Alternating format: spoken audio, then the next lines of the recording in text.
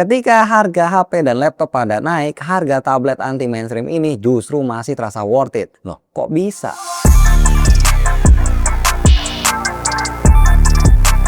Bismillah, alhamdulillah kita ketemu lagi bareng gua Romi. Indis Ekonomi bisa dapetin tablet Android 4 jutaan, udah lengkap sama keyboard dan pennya, itu kayak good deal banget ya. Beneran ada loh, ini Lenovo IdeaPad. Desainnya nggak muluk-muluk ya, backdoornya ada ala-ala dual tone sedikit ya dengan tulisan Lenovo dan satu kamera di dalam bumper segi panjang gitu ya dengan frame samping yang desainnya flat menyatu dari backdoornya. Material case-nya juga udah metal. Kalau posisi portrait di sebelah kanan ada tombol volume, ada satu mikrofon, masih disediain slot memori yang support sampai 2 TB dan di bagian atas dia punya satu tombol power dengan 2 grill speaker. Di sebelah kiri dia ada pogo pin untuk nyambungin ke keyboardnya dan di bawah ini masih ada headphone jack 3,5 mm yang posisinya ada di sudut. Terus ada 2 grill speaker juga dan ada port charging USB Type-C. Oh ya, yang gue pegang ini warnanya Polar Blue dan ada satu warna lagi Luna Grey.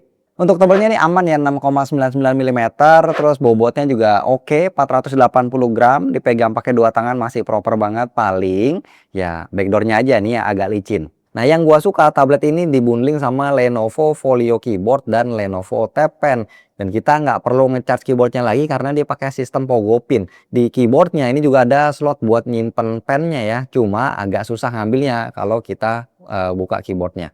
Next, layarnya nih dia pakai panel IPS 11 inci 2,5K, peak brightness-nya 500 nit, 72% NTSC, refresh rate 90 Hz, support 10 point multitouch juga. Sertifikasinya udah ada TOF Friendly Flicker Free dan Low Blue Light. Yang gua suka dia pakai lapisan anti fingerprint, jadi nggak gampang kotor nyeplak sidik jari gitu. Layarnya bisa ngasih experience yang mantep, kontrasnya juga cukup baik dengan warna yang surprisingly cukup akurat dan pop up walaupun nggak support playback HDR. Resolusi pas muter video di YouTube dia bisa sampai 1440p dan kalau di Netflix mentoknya Full HD ya, udah wideband L1. Speakernya ada 4 dan udah support Dolby Atmos. Suaranya itu lantang banget, detailnya juga lumayan dan karena dia support Dolby Atmos, jadi feel surround soundnya itu cukup berasa. Nah, untuk dapur pacunya Dimensity 6300 yang dipakai ya dengan RAM 8 GB LPDDR4X dan storage-nya ada dua opsi, 128 GB sama 256 GB UFS 2.2. Untuk Wi-Fi-nya dia versi 5 dan Bluetooth-nya 5.2. Di AnTuTu benchmark versi 11.1.1 overall score-nya ada di 578 ribuan dengan CPU score 221 ribuan dan GPU score-nya 41 ribuan. Nah, GPU score-nya ini cukup rendah, jadi tidak disarankan untuk dipakai main game yang berat-berat ya. Kemudian di Geekbench 7, single core-nya dapat 716 dan multicore 2073. Lagi-lagi GPU score-nya juga cukup rendah dengan API OpenCL dapat 1161 poin dan API Vulkan dapat 1186 aja.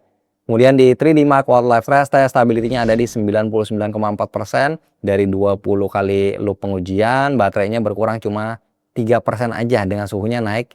Ini juga dikit ya, cuma 2 derajat Celcius aja.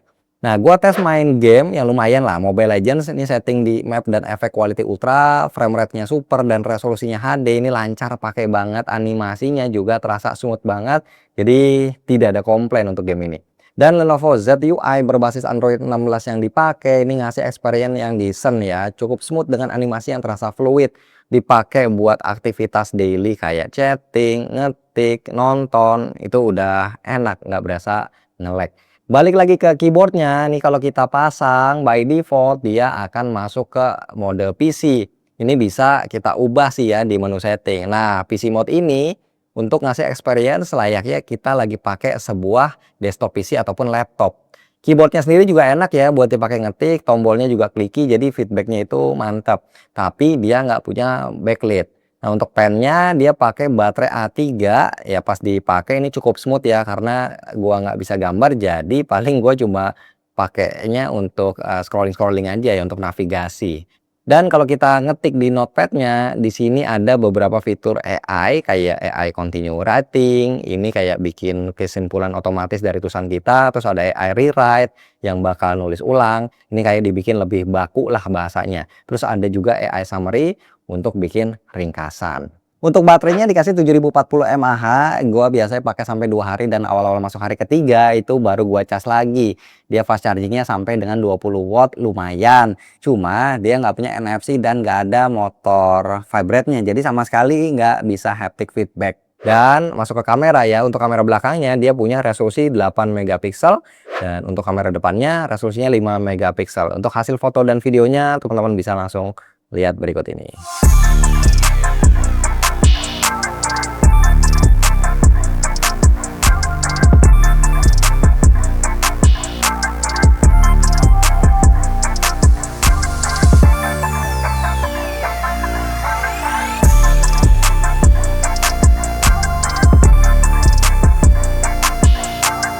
Ini adalah contoh video dari Lenovo IdeaTab.